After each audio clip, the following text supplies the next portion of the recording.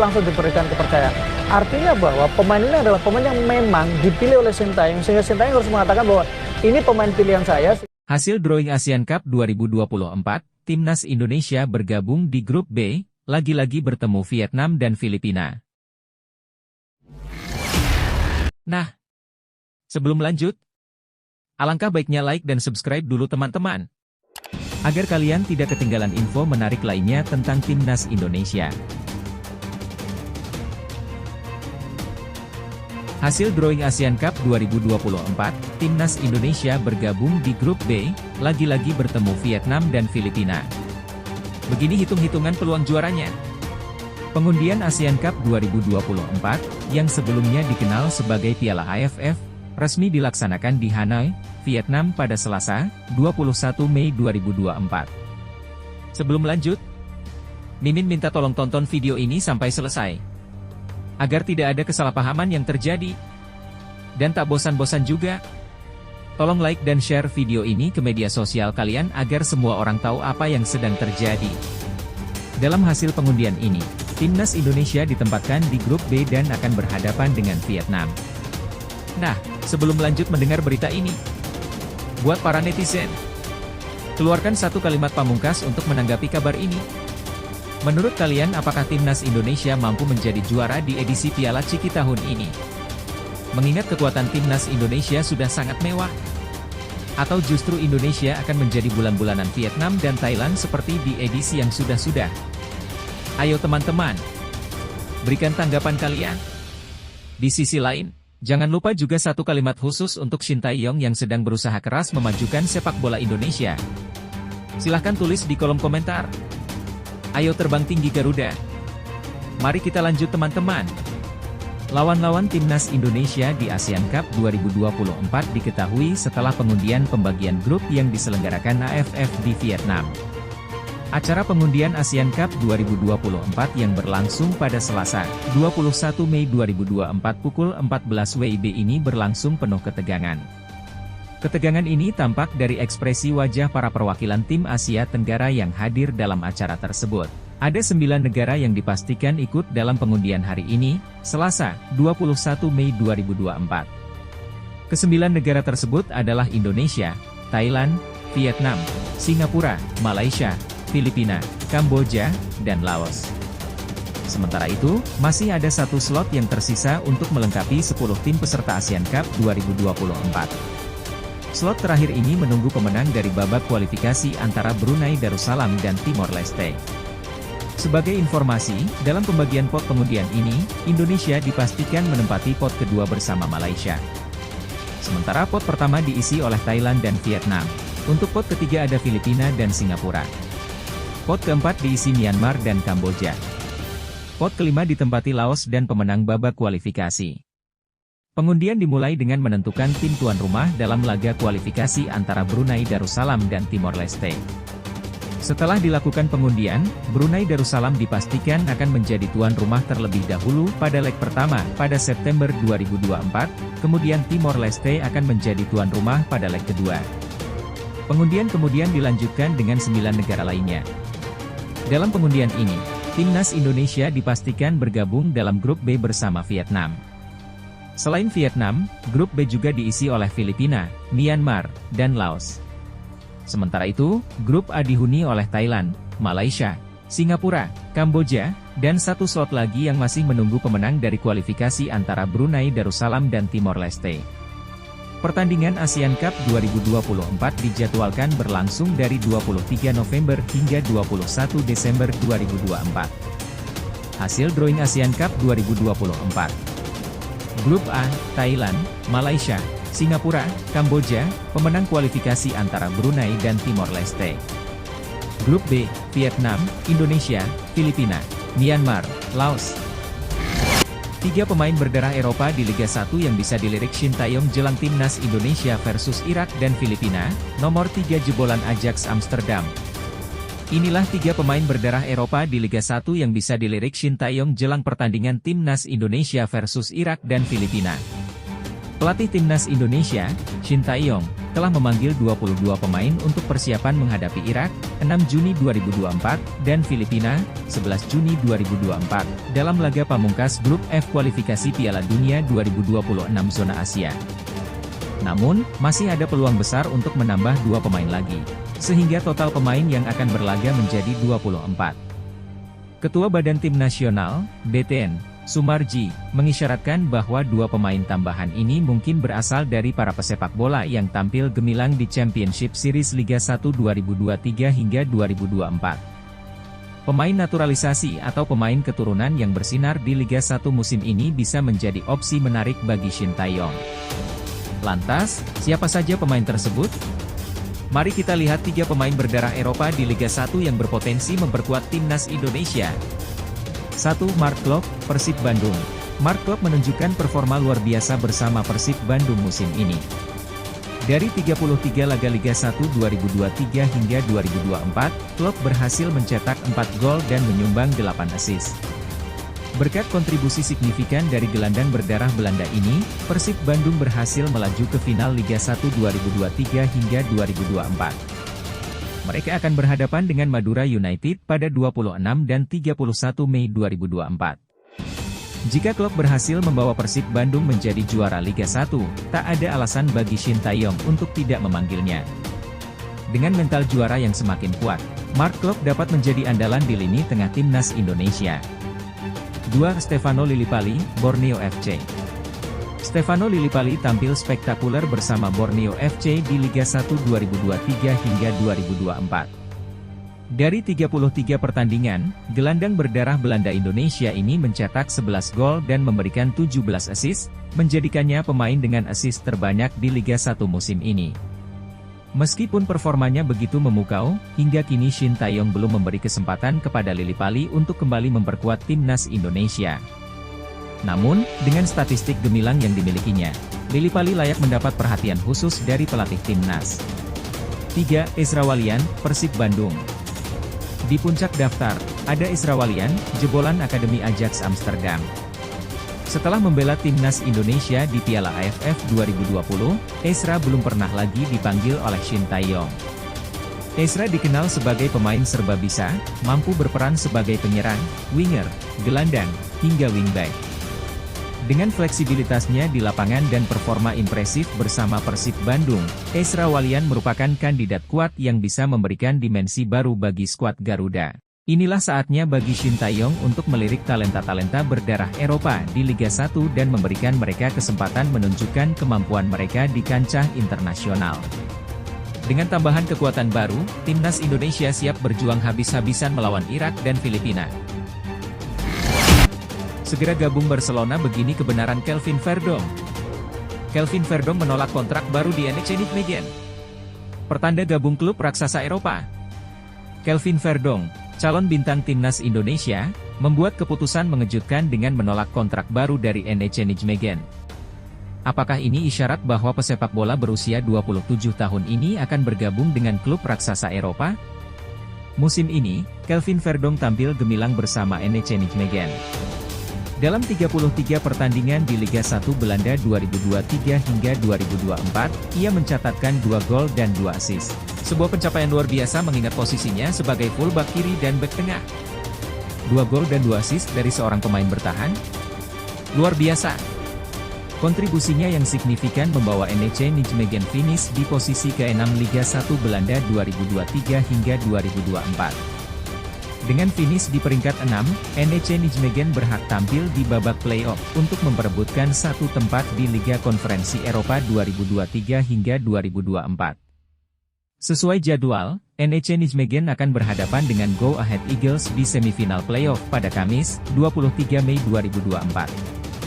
Jika berhasil menang, NEC Nijmegen akan tampil di final play-off melawan pemenang laga semifinal lainnya yang mempertemukan FC Utrecht dan Sparta Rotterdam pada Minggu, 26 Mei 2024.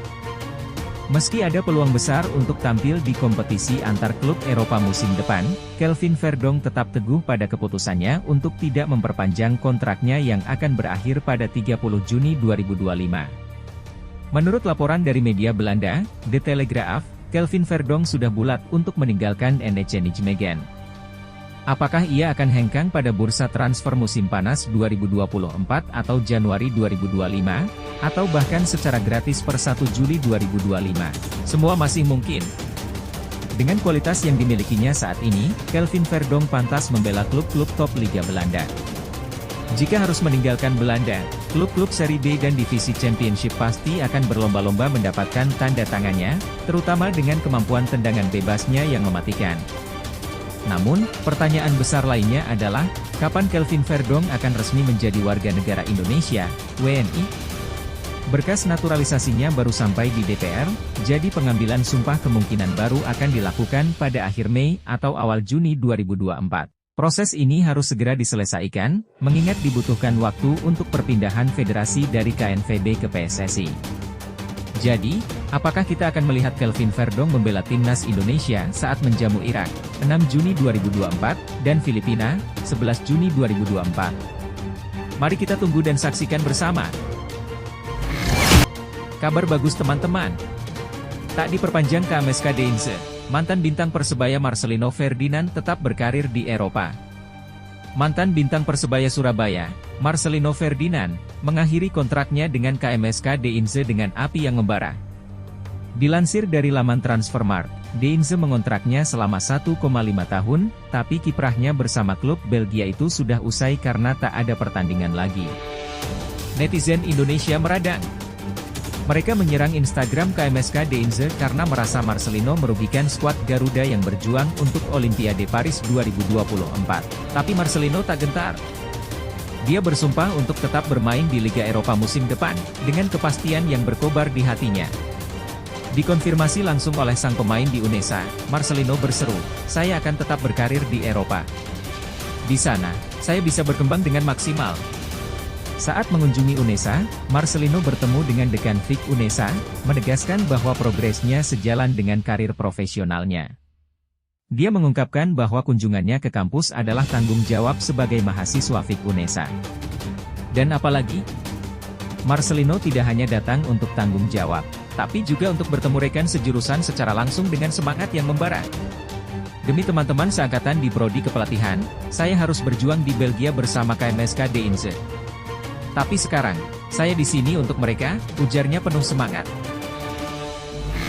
Ramadan Sananta ungkap alasan Nathan Choeon tak ambil penalti di laga Timnas Indonesia U23 versus Korea Selatan U23. Begini pengakuan jujurnya. Ramadan Sananta mengungkapkan alasan mengapa Nathan Choeon tidak mengambil tendangan penalti saat Timnas Indonesia U23 melawan Korea Selatan U23 di babak perempat final Piala Asia U23 2024. Penyerang Persis Solo tersebut menjelaskan bahwa Nathan Choeon tidak terbiasa mengambil tendangan penalti, sehingga pelatih Shin Tae-yong tidak menyertakannya dalam daftar eksekutor. Pertandingan antara Timnas Indonesia U23 dan Korea Selatan U23 berlangsung sengit. Setelah bermain selama 120 menit, skor tetap imbang 2-2. Gol-gol Timnas Indonesia U23 dicetak oleh Rafael Struijk pada menit ke-15 dan 45-3. Sementara itu, gol Korea Selatan U23 diperoleh melalui gol bunuh diri Komang Teguh pada menit ke-45 dan gol Jeng Sandin pada menit ke-84. Karena skor imbang, pertandingan dilanjutkan dengan adu penalti. Mengingat ada pemain Korea Selatan U23, Lee Yang Jun, yang terkena kartu merah di waktu normal, jumlah penendang penalti yang diizinkan hanya 10 pemain. Dengan jumlah pemain Timnas Indonesia U23 yang masih lengkap 11 pemain, satu pemain harus dicoret. Secara mengejutkan, pelatih Shin Tae-yong mencoret Nathan Choeon dari daftar eksekutor penalti. Keputusan ini mengejutkan karena Nathan Choeon biasa menendang korner hingga tendangan bebas. Ramadan Sananta menjelaskan bahwa Nathan Choi tidak berani mengambil penalti karena tendangan 12 pasnya sering gagal. Kita harus mengurangi satu orang karena ada pemain Korea Selatan yang mendapat kartu merah, pilihannya Nathan. Nathan dikeluarkan karena ia mengaku tidak siap. Saya pun bingung dan bertanya kepadanya, "Nathan, kenapa kamu tidak ambil penalti?" kata Ramadan Sananta saat ditanya oleh Okezone mengutip dari channel YouTube Sport 77 Official.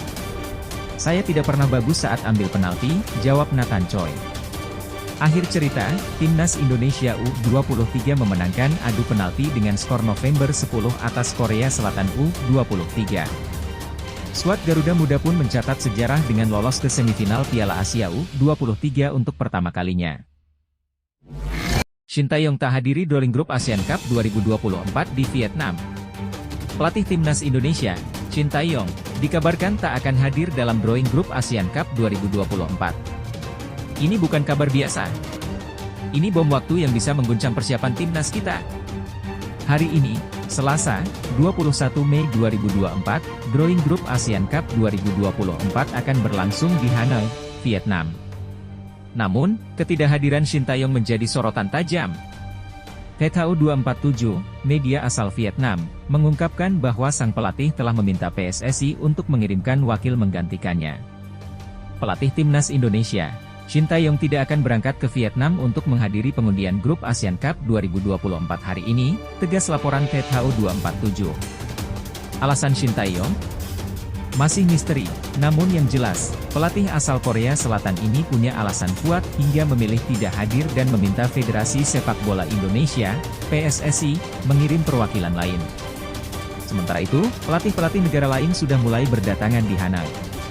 Pelatih Thailand, Masata Daishi, pelatih Filipina, Tom Sain Viet, hingga pelatih Vietnam, Kim Sang Sik, semua sudah bersiap menghadapi momen penting ini. Sementara itu, di sisi lain, Timnas Indonesia berada di pot 2 bersama Malaysia. Thailand dan Vietnam menempati pot 1, Singapura dan Filipina di pot 3, Myanmar dan Kamboja di pot 4, serta Laos dan pemenang laga playoff antara Brunei versus Timor Leste di pot 5. Apa artinya ini? Timnas Indonesia dipastikan tak akan bertemu Malaysia di babak grup, tetapi skuad Garuda bisa saja harus menghadapi kekuatan besar seperti Thailand atau Vietnam di fase grup. Inilah saatnya kita semua mendukung penuh timnas kita, meskipun tanpa kehadiran langsung Shin Tae-yong di drawing penting ini. Jangan biarkan absennya Shin Tae-yong mengecilkan semangat kita. Mari kita tunjukkan bahwa kita tetap bisa bersatu dan berjuang untuk meraih prestasi tertinggi di Asian Cup 2024. Mengguncang persaingan. Shin Tae-yong meminta perubahan jadwal kick-off laga lawan Irak. Menguntungkan atau merugikan timnas Indonesia? Permintaan Shin Tae-yong untuk mengubah jadwal kick-off laga melawan Irak bisa menjadi pedang bermata dua bagi timnas Indonesia. Awalnya dijadwalkan pada pukul 19.30 WIB, Shin Tae-yong menginginkan pertandingan dimulai pukul 16 waktu Indonesia Barat. Ketua Badan Tim Nasional, Sumardi, mengonfirmasi perubahan ini, meskipun tanpa alasan pasti selain permintaan dari sang pelatih. Apakah strategi ini sebuah langkah jitu atau malah bumerang? Media Vietnam, Soha, menilai langkah ini sebagai upaya untuk memberikan tekanan psikologis kepada Vietnam, yang akan bertanding melawan Filipina di waktu yang sama. Jika Indonesia mampu mengalahkan Irak, maka laga Vietnam versus Filipina tak lagi berarti, karena Indonesia akan mengunci posisi kedua grup F dan menggagalkan peluang Vietnam untuk lolos. Namun, ini bukan tanpa risiko. Jika Indonesia gagal mengalahkan Irak, semangat para pemain Vietnam justru akan meningkat untuk mengalahkan Filipina, mengikis jarak poin dengan Indonesia menjadi hanya 1 angka. Kondisi ini membuat situasi semakin menegangkan. Saat ini, Indonesia berada di peringkat kedua grup F dengan 7 poin, sementara Vietnam di posisi ketiga dengan 3 poin.